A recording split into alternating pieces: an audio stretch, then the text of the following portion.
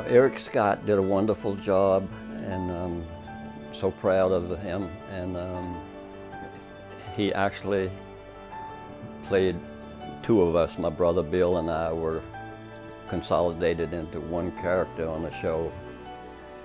There's 7 children instead of 8. So Eric Scott and Ben, which we're very proud of. They captured my mother best of all the characters, I think, because even though I know the actors resent being stuck in the kitchen, my mom was more than just a cook. She was a special person, and I think she made the things go in that house.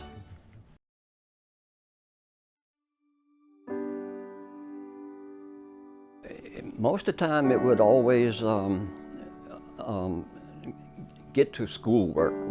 They were very interested in the children getting education and learning as much as they could, and right there in the scholar school, and it would always lead to schoolwork. And there's a lot of special times with my mom. She was very level-headed, and even in crisis, she never got panicky. She would maintain herself, and she was the one that would work out solutions for the family. She was a good Christian woman. She was the ultimate mother, and she treated us all the same. And she might have leaned on the girls a little bit for working around in the house, because my father kept us busy outside. He demanded we do work.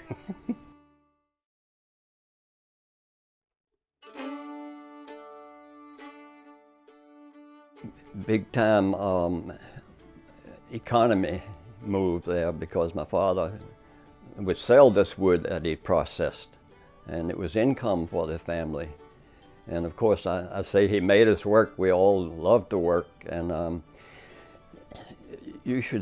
wish we could recreate this machinery he had. He had a car motor with one back wheel, and it's like driving down the road. Only thing is it's sitting still, and this wheel is turning a pulley that in turn made a cross cut and processed the wood into 8 inches, 10 inches, and we would all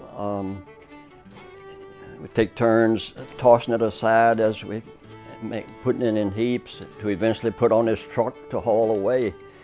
But the most amazing thing I remember about that whole process was my father had this ancient truck, a little bit bigger than a pickup truck, but it was small. We would go to the mill for this lumber, and once we loaded it, okay, Dad, let's go. He would insist we put more on, overloaded the truck and on the way home, you're talking about 10 miles an hour, 15 miles an hour, this truck laboring to bring this load of wood. And it was so overweighted. And I remember he used to go past the house, turn around in the schoolyard, and come back down so he could easily slide into the backyard as you know it today. And we'd begin processing this wood. It was awesome and enjoyable, even though it was hard work. And I remember him rewarding us after a hard day's work. We'd all go down to Drusilla Pond with bamboo poles. But that operation was something to behold.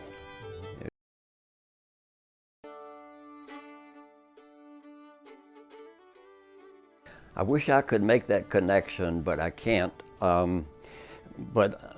My guess would be certainly, now Drusilla is a first name to my knowledge, and it's not unusual for first names to be, for instance, Schuyler was named the first name of a gentleman, Schuyler Walker.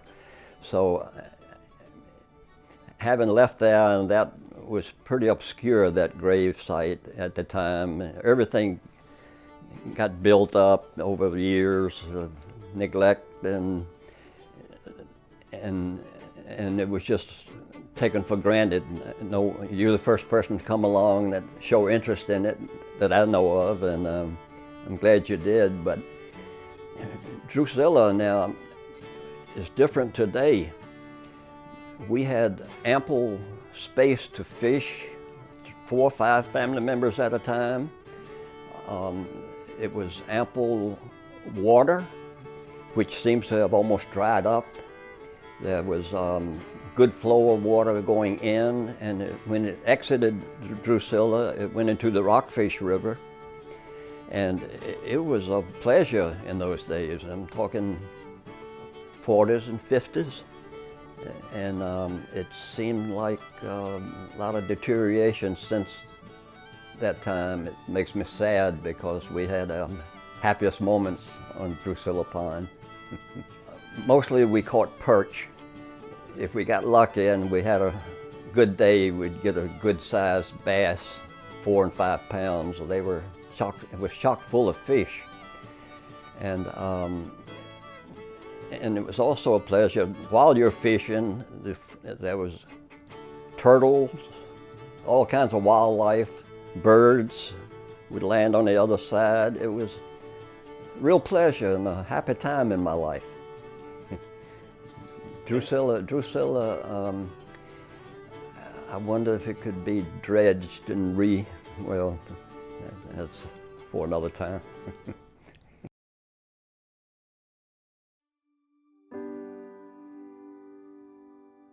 Yeah, first off, the barn was on our property. We built it. My father, after a hurricane, I think it was before Camille, that bridge was washed out several times.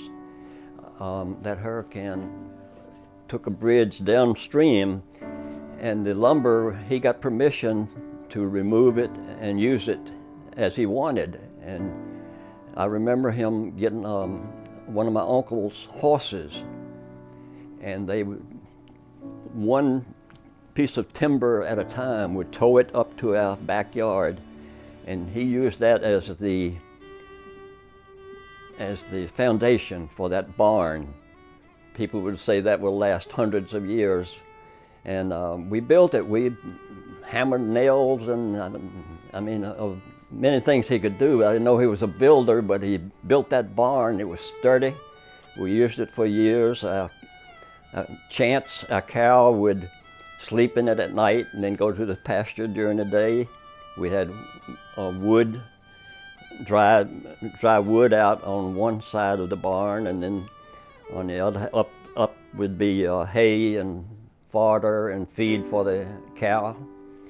And across the road behind the barn, which I think you mostly for parking today, we used that land with our neighbors and good friends' permission to plant garden every summer, and it was maybe 3/4 of an acre. That's a guess, but I remember doing rows and rows of potatoes, and boy, did they come in handy later. And then he would do all the fresh veggies and tomatoes. We were just overflowing with food at sometimes. But that was a labor of love to get out there and plant this garden and see it grow, and they were always healthy. The plants would come up healthy, even without any additional feed or anything. They would always, with ample rain, I guess, and the land must have been rich, because we never had any problem with the veggies and all multiplying and delicious they came out.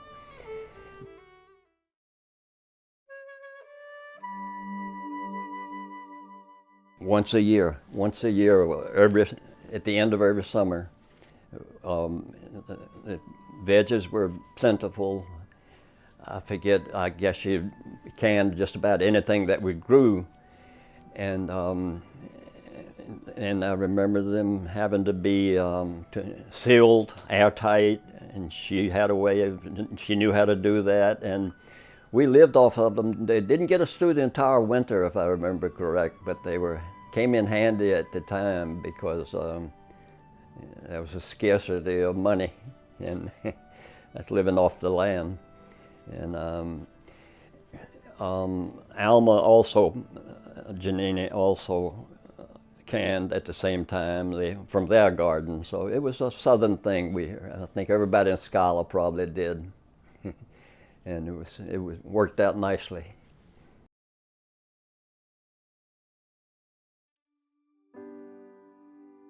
True story, Ray. I remember he would bravely walk right past the church with his fishing pole, but on Sunday he would break his shotgun down, dismantle it, and put it in his hunting coat.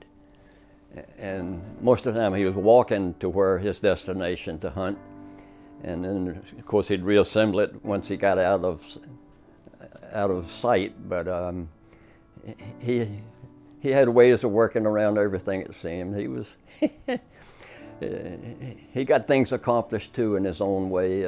I admire him for some of the things he could really do. For example, that loading that truck. But he was equally resourceful as my mother was, and even though they had their own thing going, but I was also proud of him. I was a little too young, but I know Reckless was back in Earl's days, and he was still home. But that's another southern thing. All the people in Schuyler would go out in the evening coon hunting, sure. And even though I don't think it was big on his agenda, he did it occasionally. But I think more so for sport than food. But it was widespread that people were known to hunt. And speaking of the hunt, one of my favorite pieces of work Earl has done, I've watched that show, I can't say how many times, and I'm going to continue to watch it because it never gets old. It was just the most amazing show that it just struck me somehow, and I'm sure a lot of people I've already shown it to some Christian friends. You know, it deals with hell and heaven, and the real thing.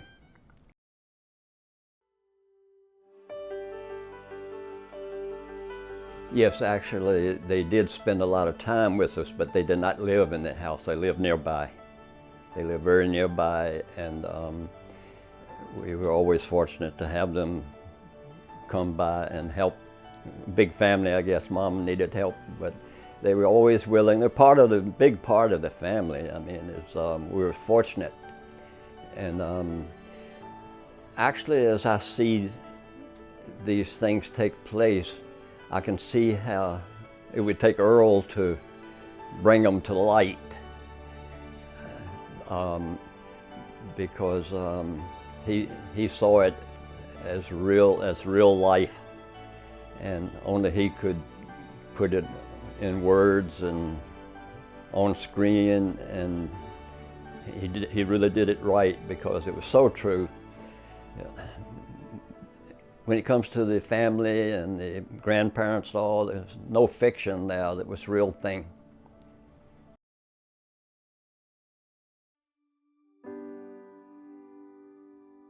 It was an amazing day. We realized something really big was happening.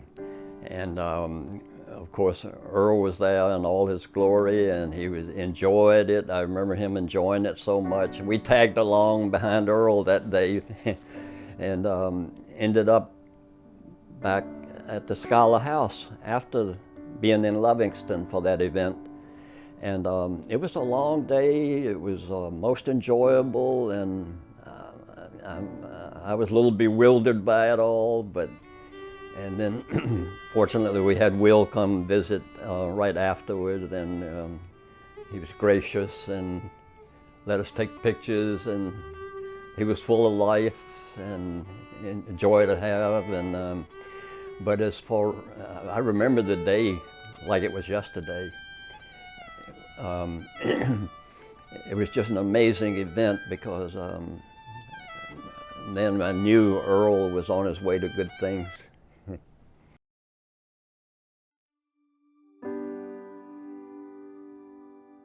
Somehow, there was two large beds in the boys' room.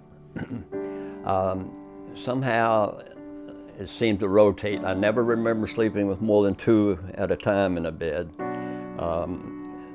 I assume Earl left, and the baby, like Jim Bob or Nancy, Jim Hamner or Nancy, would sleep in the smaller bed with my mother and father downstairs until the time came to rotate when somebody would leave. I think the last to leave would loosen things up for sleeping wise when Cliff went in the Korean War.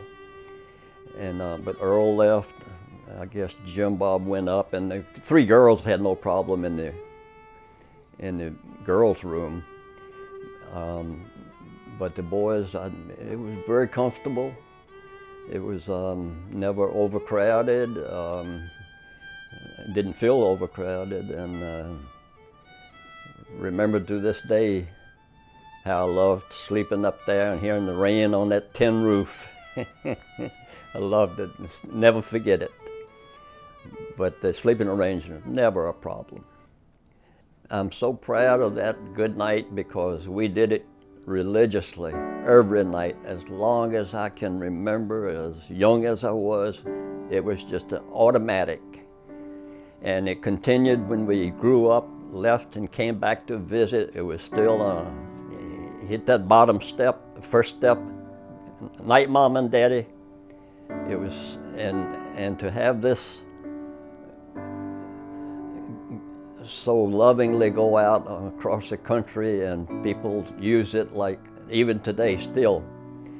It was just an amazing thing, and I'm so happy about that good night.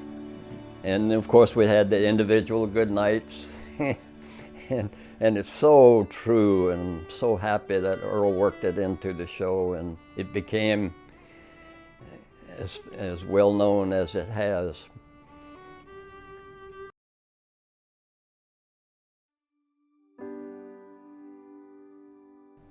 I'm just thrilled to death about the whole situation, and thank you so much and everybody involved. It's just gone through the pain of seeing Schuyler really run down. It's so enlightening to have you come along and change things. It's wonderful for Schuyler, and rebuilding is great in anywhere, but especially to have it happen there and be named in Earl's honor. Earl's Meta couldn't be a nicer name. It's just everything falls into place, and thank you for inviting me to the event, which I plan to attend. And as I was saying to you before, I hope it rains on that tin roof that night.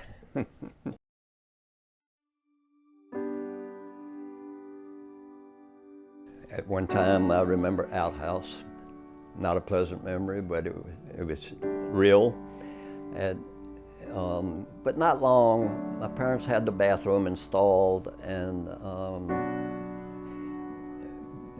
of course it would be a sewer system which went down the hill someplace, but it was a pleasure to have in those days, to have and hot water. It was, I guess, in the 40s, somewhere in the 40s maybe, they accomplished the, early 40s, they accomplished the, I was little, they were able to get hot water. And of course, there again, thank God the community had this plant.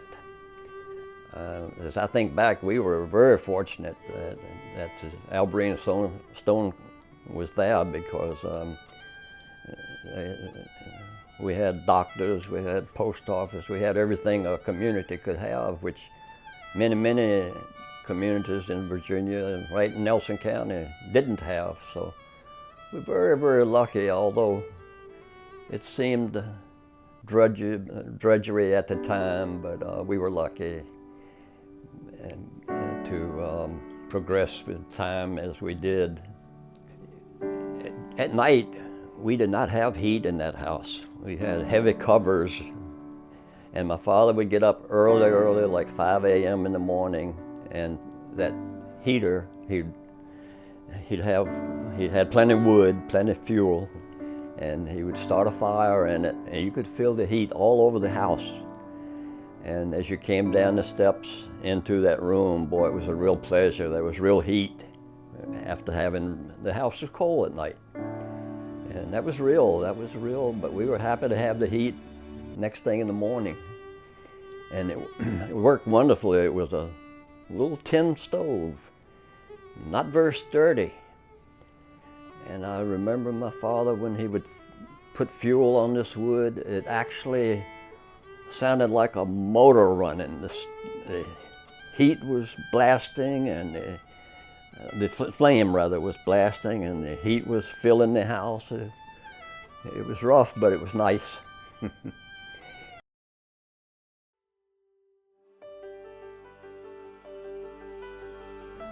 Wow, so many of them. Even though it was mostly fiction, I can't get past the show where Earl had my mother with infantile paralysis, because I remember that horrible time that went through the community, and it went through the United States, that infantile paralysis epidemic, and it hit home a lot of neighbors and people in Schuyler. We were lucky, and I never knew why Earl used my mom as an example in that show, but it always stuck with me, that one particular show. Even the title escapes me right now, but when she had the infantile paralysis, I go back and watch it sometimes.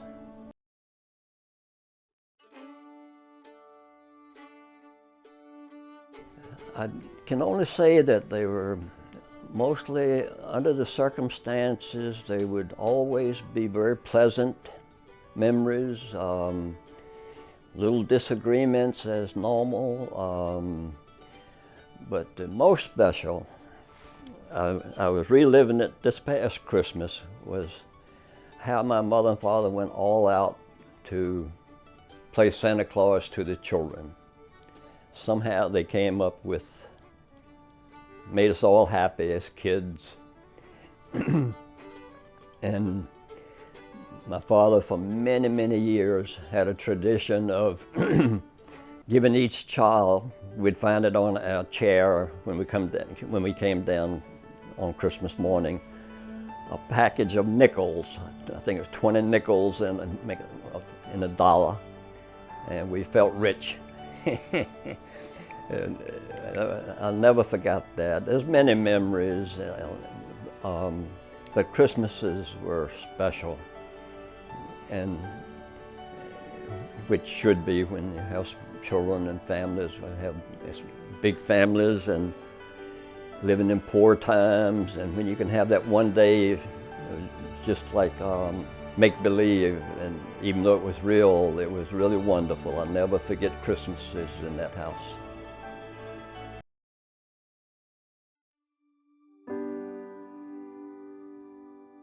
Another event, I'll never forget it. It was so wonderful. In the summer, right after, most of the time, we'd go and do more work, but some kids would trickle from the table right out and start sitting on the porch, waiting for it to get dark so we could all sit and just to hear those night sounds, which I'd love to do again, right? You hear those night sounds, you'd be amazed. I wonder if it still happens today. The sounds of the night, the animals and the insect and whippoorwills and it wouldn't be a lot of talking or discussion. We were just sitting in the most relaxed time of our life. It's dark, we're comfortable, we've eaten, we're together, and to just hear the night sounds, mostly of course in the summer when the sounds, not in the winter, but that was, we longed for that. And it was a time my mother enjoyed it. My father was sitting over there in that white chair, that Adirondack I think we were fortunate to have. And I remember our neighbor next door at the time was Mr. and Mrs. Hall, and my father and he had a way of briefly communicating their concept of what they heard, and it wasn't a brief session either. We sat on that porch for hours that night until bedtime, till we had to go to bed, and it was most enjoyable. I wish everybody could porch sit, and we'd like to sit on that porch again in March, Ray.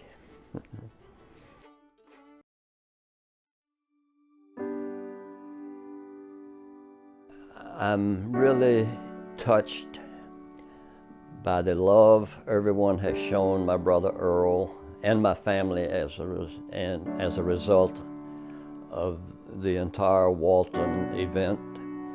It's just an amazing experience. Today, I can't believe this interview is happening, which I'm so happy you all came and did, but it's all over the world. People love Earl, and I'm so grateful to everyone. I'd like to tell you an experience that happened 1 week ago today, right here in Toms River. I was in a natural food store making some purchases, and the lady behind the counter saw my debit card, and she said, "I went to school with Paul Hamner." I said, "Oh, that had to be my son, Paul Jr." She said, "Yeah, and you know why I remember him? His uncle was Earl Hamner." I said, "Yes, thank you for remembering. Earl Hamner's my brother, and he created the Waltons." A lady down the aisle walked up, "Did I hear somebody say something about the Waltons?" Another person came over and joined the conversation, and then the store lady at the counter, other customers came up and they said, "This is Earl Hamner's brother." "Oh, you're kidding." It was the most, here all these years later, Ray, it still happens, and it's just unbelievable. It's just awesome. And to all those people that love Earl Hamner, I love you so much. Maybe if someone sees this jug, a family or friend of the Hamners will know its origin, but I know little about it. I just know that over 30 years ago, I was visiting Jim and my mom in Schuyler, and I saw this in the basement, and I asked Jim about it. I said, I've never seen this before.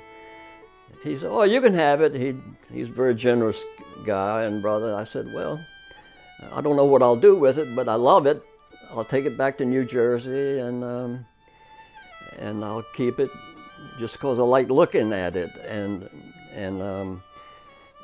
But today, I would like to, through Ray, return it to the Hamner Schuyler Walton home and have it be a permanent fixture in the home and I hope people enjoy it as much as I have. Thank you.